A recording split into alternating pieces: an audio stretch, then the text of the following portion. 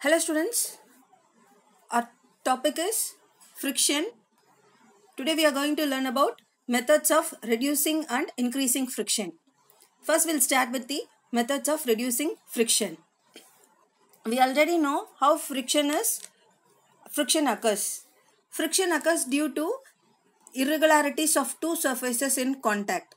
So the basic idea to reduce friction is to fill up the unevenness to get smoother surfaces. First, by polishing. The surfaces are highly polished to eliminate the irregularities. This makes the surface smooth and it reduces friction to a great extent. By using soap solutions. Soap solutions are used in cutting and grinding machines to reduce friction. By rubbing surfaces of different materials. See, the friction between similar surfaces is greater than friction between dissimilar surfaces. So, friction can be reduced by rubbing the surface with different materials. Example is, see, machine bearings are made up of bronze and the rotating shaft are made up of steel. So, these two different materials, when rubbing with each other, the friction will be reduced. So we can conclude that by rubbing surfaces of different materials, we can reduce the friction. Uses of lubricants. First, we have to know what is a lubricant. Substance which is which can reduce friction. That is called a lubricant. Examples of lubricants are oil, grease, graphite, and powder. These are all few examples for lubricants. See, in machinery parts, to move the machinery parts smoothly, we'll use oil or grease. So it reduces the friction and then the machinery parts will move easier. And then you all played a carom board.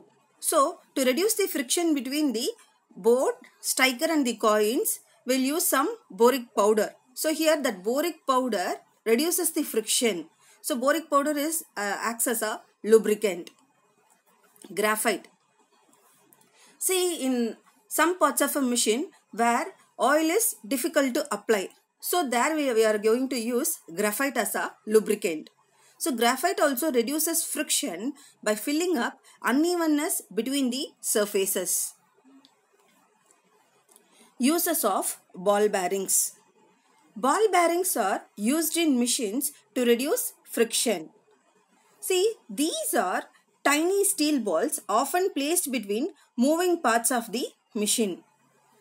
You might have seen them fitted in the wheels of a bicycle.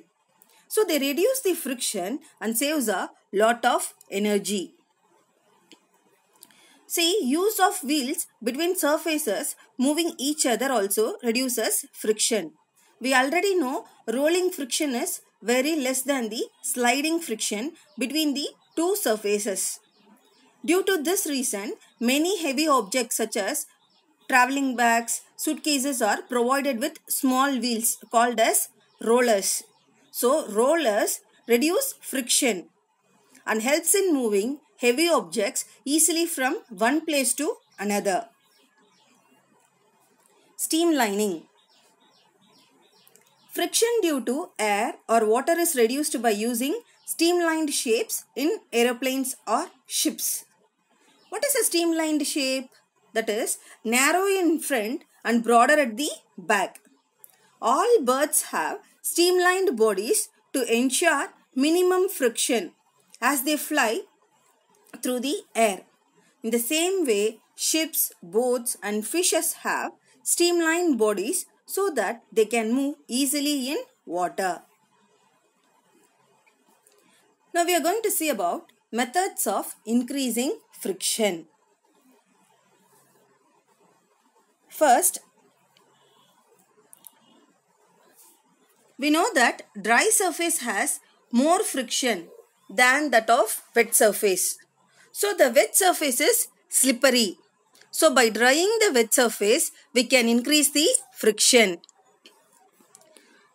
For example, on a rainy day, we throw some sand or gravels on the slippery wet ground. This increases friction between our feet and the ground. So the chance of slipping will be reduced, making the surface rough. The rough surfaces have more friction compared to smooth surfaces. They also have better grip on each other. For example, the soles of shoe is made rough because it may slip suddenly. Similarly, tires are made with grooves for roughness. So these are all to increase the force of friction between the tires and the road. Answer the following questions. What is a lubricant? Refer chapter 12, page number 151. Why we sprinkle some powder on the carom board? Why do kabaddi players rub their hands with soil? Why ladies apply soap to their hands to remove bangles easily? What kind of lubricant is used in a sewing machine and the axle of a tractor?